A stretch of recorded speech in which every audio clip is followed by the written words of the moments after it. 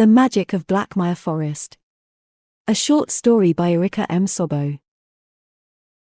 Generations upon generations, the Blackmire Forest was the favorite place of the witches of the enchanted maple coven. The rich soil supplied all the herbs, barks, leaves, and flowers they needed to make medicine to cure ailments, and to ease painful conditions. Their paths were clearly marked by the coven sigil, that had been painted on the tree trunks. Camilla Highmore, and her fellow acolytes in their late teen years, Sarah and Xavier, reached the knoll, and found the witch's path. Their long years of apprenticeship were over, and they were expected to perform the final test, before they'd be considered fully trained witches. They entered the forest to find woodruff iris flower, the last ingredient to brew a potion, as their last test. Their instructions had been very clear. The woodruff iris grew deep in the forest, on snag maple trees, that provided the flowers with sweet sap. Dead, yet still standing, snag maple trees were a rich source of nutrients, and also contained magical ingredients that needed to perform biomancy. Biomancy is a magical method of manipulating organic matter to release its healing properties. To make the potion effective, the rare flower had to be plucked exactly when the sun barely kissed the horizon, and added to the potion, before the last rays of the sun vanished into the cloak of the night. Upon finding the flower, they only had 1 hour to rush back to the coven, and add the flower as the last ingredient to their prepared potions. If they were unsuccessful, they would have to remain apprentices, and try again the following year. The pressure weighed heavily on them all. The trio walked in silence, keeping an eye on the trees marked with the sigil of the coven, and followed the path. Suddenly, a raven appeared above Camilla, and let out a loud, raspy sound. She shivered, and glanced at the bird, as it flew off the path. The raven turned its head and called again, prompting the young woman to follow, and then landed on the branch of a majestic pine tree. The bird let out a raspy sound, and pecked at the small, spiral symbol that was carved into the trunk of the tree. The raven is showing me Grandma's sigil. I remember being here before with Grandma. Yes, the old maple trees are that way. Camilla thought. She had a strong feeling that she had to follow the path the raven was showing her. She hesitated for a second, but quickly made up her mind. I'm going to follow that path. She called out to her companion, and pointed toward the barely visible, narrow path by the tall pine tree. Sarah looked at her, feeling annoyed.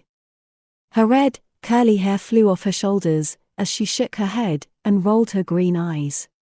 Always a strict follower of rules, she often disapproved when Camilla questioned, or sometimes even broke the rules.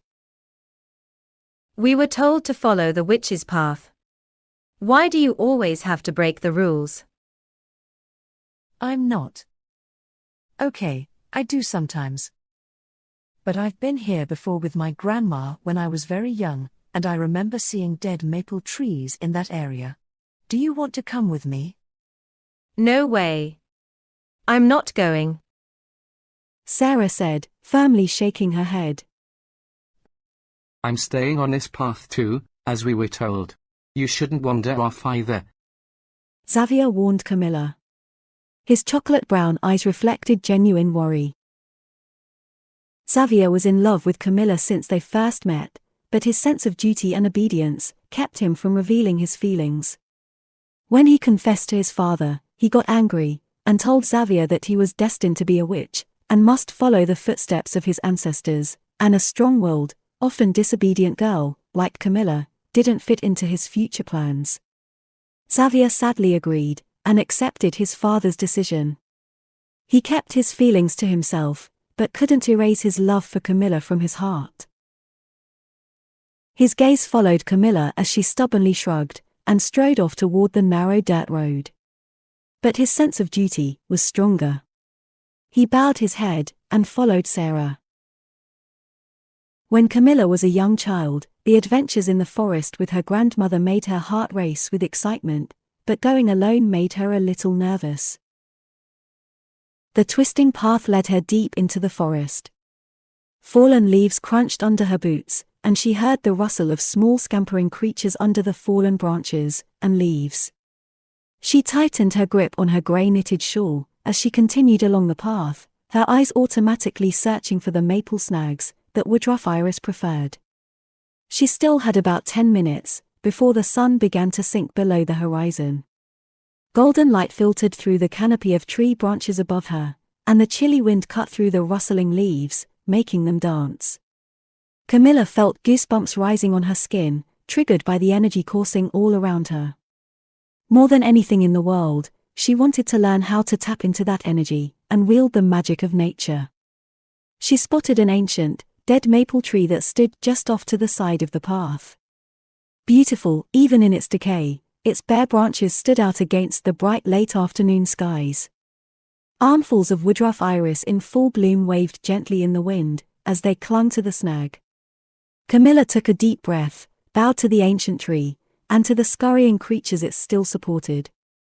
She took a step towards the patch of flowers, to wait until the exact time for harvest. As she took another step, suddenly, her foot crashed through the layer of dead leaves that had so perfectly hidden the tangle of thick roots and the warren between the path and the tree. She let out a sharp scream, and the golden light of the world above her was thrust into shadows as she crushed through thin branches and roots, falling into a deep hole. She landed hard on the packed dirt in a deep, spacious room below the maple tree's roots. Leaves floated peacefully around her as she stood up, groaning, brushing the leaves from her long hair and the dirt from her jeans. She moved her arms and legs carefully. Nothing is broken, she thought, sighing in relief. Light poked down through the hole above her head, enough so that she could easily look around in the underground room. Camilla turned to examine the large, square, carved stones that were put together with precision to make the walls of the room. The stones were covered with moss and a thick layer of dust, but in the darker corner polished stones with runes carved into them caught her eye. What is this place? She thought, and shivered. How am I going to get out of here? She wondered with a knot in her stomach, looking up at the hole in the ceiling, 10 feet above her head. It was a mistake to follow the raven, she thought. A scream rose in her throat, but she managed to stay quiet. It's no use. Nobody will hear me. They will come looking for me when Sarah and Xavier go back to the coven without me, and Grandma will know where to find me when they tell her that I followed her sigil. The thought of getting help calmed her, and her curiosity rose. She glanced at her watch and cried out. Oh, no. There's only 5 minutes until sundown. I'm not going to get the iris and... Well, at least I'll know where to find the flowers next year. She shrugged and took a step closer toward the back wall. She could barely see the runes, carved into the dark, grey stones. I should have brought a flashlight, Camilla exclaimed, and stumbled back in fright as the room turned bright. What's going on here? Camilla cried out, but her curiosity was stronger than her fear. She could see the carved runes clearly. I wish I could read them, she thought, but as soon as the thought entered her mind, eerie green light illuminated the rune letters, and she read the ancient writing, out loud. Ye who was born to possess the sight, brings light into the night. Camilla's legs turned to jelly, and she sat down on a large stone covered with soft moss. I read the runes. But how is this possible? I've never seen writing like this before. I'm scared. I wish I could get out of here. Camilla felt a little lightheaded, and closed her eyes for a few seconds. When the dizziness passed, and she opened her eyes, a strange sensation filled her body and mind. She felt the energy around her, and watched in fright as the pile of dead leaves that had cushioned her fall stirred, and gathered around her, gently lifting her back up through the gap. A frightened scream erupted from her chest as she steadied herself at the edge of the gaping hole. Glancing at the horizon, she knew she didn't have a second to waste if she wanted to harvest the flower of the Woodruff Iris. Watching every step carefully, she walked to the beautiful patch of flowers. She knelt, took her athame out of its embossed leather sheath, and waited, blade pressed against a blood-red stem. As soon as the sun touched the horizon, Camilla made the cut. What if the others can't find the flower? There is plenty here, she thought, as the plants shivered, and she held 3 perfect blossoms in her hands. She allowed herself a few moments to admire the delicate black petals, before tucking the knife back into its sheath. She gently placed the flowers inside the leather pouch that hung on a thong around her neck. After bowing her head for a minute, thanking the plant for letting her harvest its delicate flowers, she stood up and raced back on the path, following her grandmother's sigils with a satisfied, happy smile on her face. She anxiously waited a few minutes, until finally, she spotted her fellow acolytes walking back on the witch's path, with shoulders hunched and gloomy expression on their faces. As they stopped, Camilla noticed their hands were empty. Xavier glanced at her sadly, and sat down on the carpet of leaves, looking defeated. We had no luck. Somehow, we got off the path, and by the time we found the flowers, the sun was sinking into the horizon, and the petals were closed up. We were too late. We're not going to be accepted. What a rotten luck. We'll have to wait another year. The words died on Sarah's lips, but her eyes lit up when she saw Camilla opening her pouch and holding the precious black flowers. No worries. Neither of you has to wait until next year. I got 3 flowers. And why would you share it with us? Why wouldn't I? Let's go. We only have half an hour to get back to the coven, and 15 more minutes to add the flowers and finish the potion. Xavier leaped to his feet as Sarah rushed to embrace Camilla in a tight hug.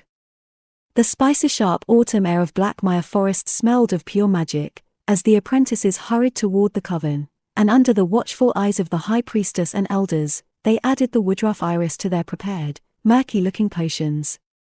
They stirred the green, thick liquid in their cauldrons, and yelled in surprise when the potion turned into ruby-red, glowing liquid. Sarah glanced at Xavier with a sad expression in her eyes, and when Xavier nodded, Sarah looked up at the high priestess. We have a confession to make.